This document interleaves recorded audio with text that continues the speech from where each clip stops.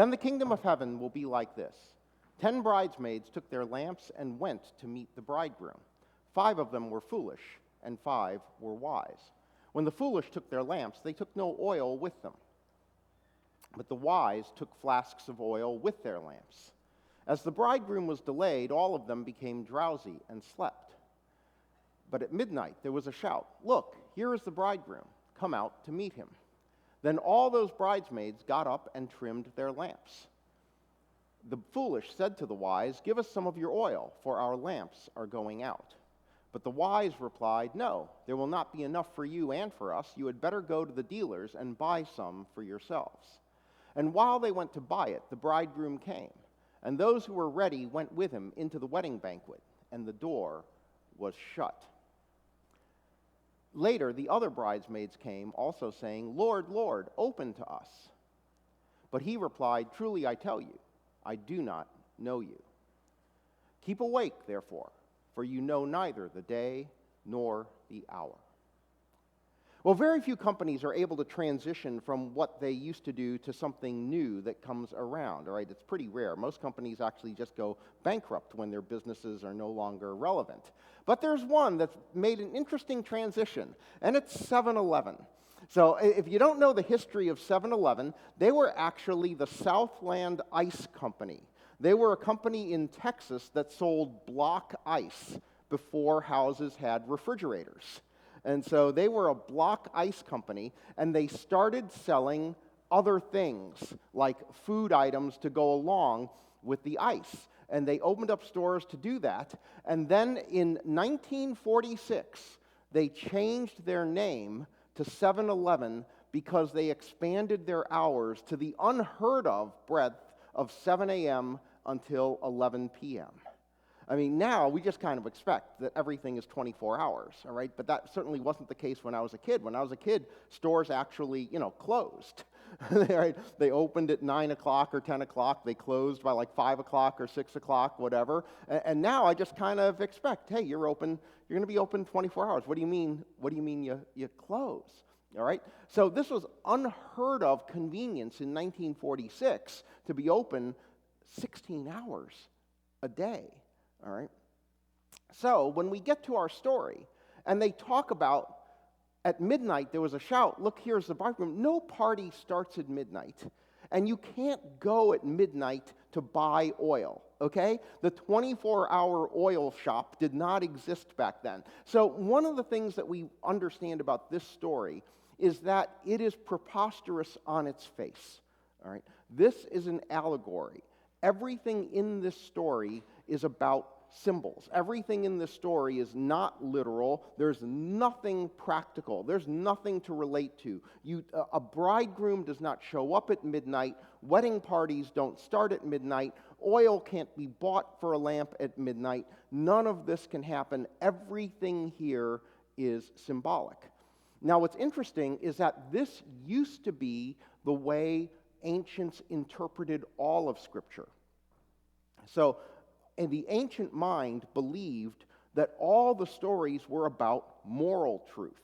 They didn't really have the same concept of factual truth that we have now. I mean, they understood the concept of factual truth, but it wasn't important to them, okay? So everything was believed to be in there as a symbol for a reason. And so, for instance, we all know the story, or many of us learned as kids the story of Zacchaeus. And he climbs, a sycamore tree. And their question, the modern question is more like, well, was it actually a sycamore tree? And the ancient question is, why was it a sycamore tree? What's the meaning of sycamore tree? What does a sycamore tree represent as opposed to some other kind of tree? The presumption was that if you mentioned it, if you mentioned the detail, there was a why. And then, around the time of the Renaissance, what developed was what was the first move toward biblical literalism. And literalism, in the Renaissance sense, was not the literalism that showed up in the 19th century, the literalism that you hear about from fundamentalists today. Literalism around the 15th century or so was simply saying, maybe it was a sycamore tree because it happened to be a sycamore tree. And that maybe there wasn't a deeper meaning, maybe it just happened to be what it was, and that was actually a big shift in biblical interpretation, to believe that certain details in Scripture might actually be there for no reason other than the fact that it happened to be that way, okay? Because they focused on the question of why. Everything around their interpretation was why.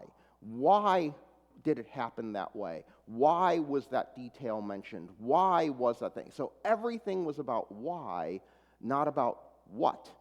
And if you ask the question, did it actually happen? Their question is, why does that matter? The reason is, why did the story get told? What were you supposed to learn from it? Why? What's the why behind the telling of the story? Not historicity. That didn't matter, all right? So they were fine with a story like this that clearly never happened, clearly couldn't happen in their time, but they would be listening for the why, all right? Now, an interesting thing in here, and it's a little uncomfortable to talk about because of the modern connotations of the words, is when they talk about 5 of them being foolish and 5 of them being wise. The word for foolish came into English very badly, all right? It's a very impolite term now, okay? But the Greek word here is actually the word moron, right? Like literally. Moron is a Greek word, okay?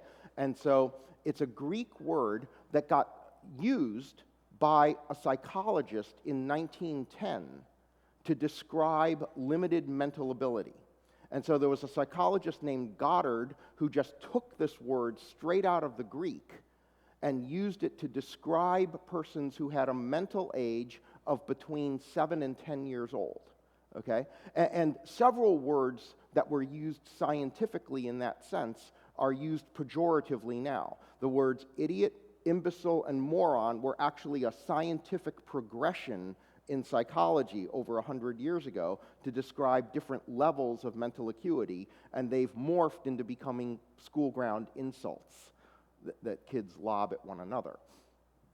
But he picked this particular word because he was trying to describe a mental state where the person is able to think. They've got cognitive ability. A child at that age has cognitive ability, but they aren't prudent, okay? So this was really about being prudent versus imprudent. It was about being long-term thoughtful versus impulsive. Young children can think. They aren't necessarily great planners, okay? The time frame, the scale with which they think is often different, all right? We're in holiday season, and I remember when I was absolutely certain that the time between Thanksgiving and Christmas was at least 3 months long. All right, it just felt like, how long is it going to be till I can get my presents? How long till I get my presents? It seemed like forever, and now it goes extremely quickly. So this description had to do with the idea that some were planning, some were thinking prudently, some thought about the possibility that the groom might be late, and others did not. And then when it comes to the point where the groom is indeed late and they're running out of oil, the ones who had no oil go to the others and they say, well, no, I'm not going to share. I brought a flask, but I'm not going to share. I only have enough to last for my lamps. Now, even on the face of the story, they don't know that because you don't know when the person's coming, right? So they don't know that half a flask of oil isn't enough, all right? So this is just a presumption that's made in the story. But they say, no, there won't be enough for you and for us. You better go and get some for yourselves. Now, this sounds harsh, and it sounds anti-Christian. I mean, this is not what you teach your kids to do on the playground, okay? I mean, so the moral of the story here is not don't share, All right, that is not what you take away from this story. You don't come away from this going, well, the Bible said that I should provide for myself and you're on your own for your stuff. No, you don't get any of mine. But rather, when you dig beneath it for the meaning, the issue is that some things can't be shared. All right? There are things that are simply not shareable. Remember, everything is symbolic. And so the things that are material here, like the oil, aren't necessarily material things as you understand the story. I love this quote from a professor, a seminary professor named Anna Carter Florence. And she had this quote, and she said this. She said, "You can borrow someone's homework and get by on the assignment, but you can't borrow the hours they put in studying for the test." Okay? So if I've got an assignment due, and you did the work, and you know the subject, sure, you can give me the answers. And I can put those answers down on my homework. But what you can't give me is the knowledge. You can't give me what you learned studying. You can't give me the expertise that you gained. So some things are shareable. The answers are shareable. The expertise is not. All right? That you have to acquire for yourself. No one can teach you. You have to acquire certain things yourself. And so it says that those who were ready went with him into the banquet. Those who were ready were able to pass the test. It's like life being a series of pop quizzes, except you don't even know what class you're in. All right? And the pop quiz comes up, and either you're ready or you're not. But learning to be ready for whatever might happen is a really valuable life skill. It's such a valuable life skill that I don't know if any of you were Boy Scouts. How many Boy Scouts did we have? Wow. Oh, one. All right. Yes. Okay, we had one. I was an explorer for a year. Two. Okay. I was an explorer for a year. And of course, they've kind of modified the motto, but everyone knows the Boy Scout motto is be prepared. Okay? And now they've kind of modified it. If you go on their website, it says prepared for life. Prepared for life. All right? And the idea was not just about being materially prepared. It wasn't just about making sure that you have a Swiss Army knife in your pocket or stuff like that. It was about also being mentally prepared. All right? Being mentally prepared, being able to have the flexibility to adjust to circumstances on the fly. In fact, there's a story about the founder of the Boy Scouts, the person who advanced scouting. He was a man named Robert Baden-Powell. He was in the British military, and he wrote this seminal book called Scouting for Boys. He wrote this like around the turn of the last century. And he was talking about this idea of being prepared, and of course, someone asked him after a talk, prepared for what? And his answer was, why? For any old thing. And that's kind of what life is, right? It's sitting there saying, prepared for what? If I said to you, are you prepared for tomorrow? All right, your first question might be, what's tomorrow? All right, and then my answer would be, I don't know, and you don't know either. So are you prepared for tomorrow? All right, it could be any old thing. All right. You don't know what's coming tomorrow. Some of it might be tough. None of us knows if tomorrow is going to be a good day or a terrible day in our lives. We have absolutely no idea what tomorrow is going to be in that regard. We can have hopes, we can have warnings, we can have expectations, but none of us knows if tomorrow is going to be a great day or an awful day. And one of the things that I deal with is people who suddenly have awful days. And when that happens, there's something that is a reminder, that's a reason to be working on your faith, which is simply that you need to have your faith before you need your faith. All right? Got to have it before you need it. When the day comes that you really need it, when the day comes when you really need to rely on God, when the day comes that everything seems to be falling apart and you need your faith, you can't run to 7-Eleven and buy some. You can't come to my office and ask if you can borrow some. All right? You can't feed off someone else's readily. All right? The faith you'll need in that time is faith that you either have at the moment when you need it, or you don't. It's one of the best reasons for giving kids a grounding in faith. Because as they grow up, they are going to have those days when they need to have faith. And if they don't already have it, it's not going to be there. They can't pick it up in the moment. It's something you work on. It's something you develop. It's something that grows within you. It's something that you have at the ready so that you are prepared for whatever time it is, whatever situation it is that you are going to need the faith. All right? Otherwise, it would be like waking up in the morning without having practiced and saying, I think I'd like to run a marathon today. All right? It's not going to work real well. And that faith has to be yours alone.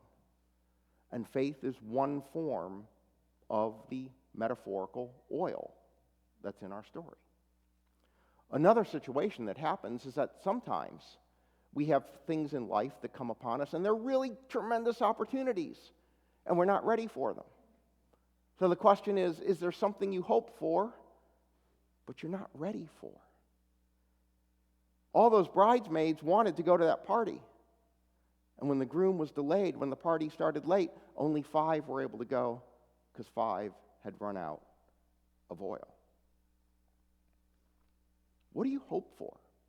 As you look forward in your life, what are your hopes? Personal hopes? Professional hopes? And if the opportunity to take a tremendous leap toward it showed up right now, would you be ready for it? Would you be ready to take it? Okay. That text message comes in offering you a chance at the best thing in whatever arena you're hoping for in your life. It comes in right now. Would you be ready to seize it? Or would you have to say, sorry, I wish I could. I can't right now. A lot of people go through life with regret around the opportunity that showed up, and they weren't ready for it when it did. Another thing that's oil in our lamps is flexibility. The ability to say yes to opportunities that arise when they do. Because sometimes what happens is you're not ready and you're late. It says the other bridesmaids came saying, Lord, Lord, open to us. And he replied, truly, I tell you, I do not know you. This is the opportunity saying, sorry, it was there, but you missed it. Sorry, we filled that job. We asked if you were interested. You weren't ready. It's filled now. Sorry, that person you could have seen, they're no longer with us. Person you didn't take time to. Parents, one of the things Orange Curriculum talks about all the time, they use that metaphor of marbles, where they have a jar of marbles and they say, every week you take one marble out of the jar, and what that jar of marbles represents is the number of weeks before your kids graduate high school, and go on to whatever they might be doing next. You only have a certain number when your child is born. You've got that number of marbles in the jar before they're out of high school. And every week, you're taking a marble out of the jar. And if you're not careful, you run out of marbles before you've had time I know parents are going, I lose my marbles all the time with my kids, but before you know it, you've run out of marbles and you haven't spent the time with your kids that you'd wanted to spend. Opportunities missed might not come back. Opportunities are fleeting. And you need to prepare to be able to say yes to the things that you want to be able to do. The Boy Scouts took that be prepared and they started saying it was be prepared to do your duty. Be prepared to do good deeds. It was about being prepared to do good in the world, being prepared to live into your obligations. And how do you prepare for that? Well, there are different ways, right? There's all kinds of ways we prepare for things, but one of the things that I think we do the worst job of these days when I talk to people is that we don't prepare by making sure we have enough time. Notice, those bridesmaids who had the oil said, when they were asked to share some, "No, there will not be enough for you and for us." If they say yes to sharing the oil, all 10 get locked out. All right? That first word, no, was critical to how they prepared to having enough oil to last until the groom arrived. If they had said yes, they would have run out of oil. If they had said no, because they said no, they had enough oil left in their lamp. How many people feel, you don't have to raise your hands, how many people feel like they've said yes so many times to sharing their oil that the oil is running dry? Right. Saying no is often the way we prepare to being able to say yes. No buys flexibility.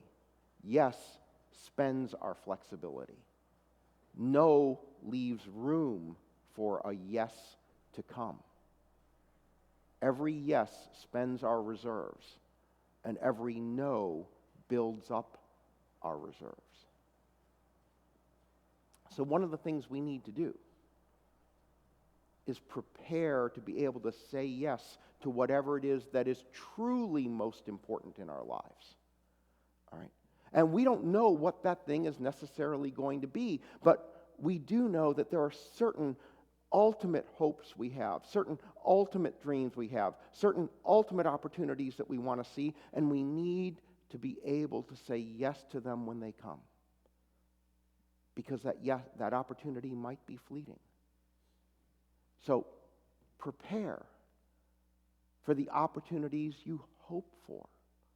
Leave space in your life so that when you see that chance, when you see that moment to do good, to fulfill a dream, to make a difference, to do whatever it is that you think is really closest to why you're here, that you're ready to say yes. That you've got the oil in your lamp to be able to say yes when it matters most. Amen.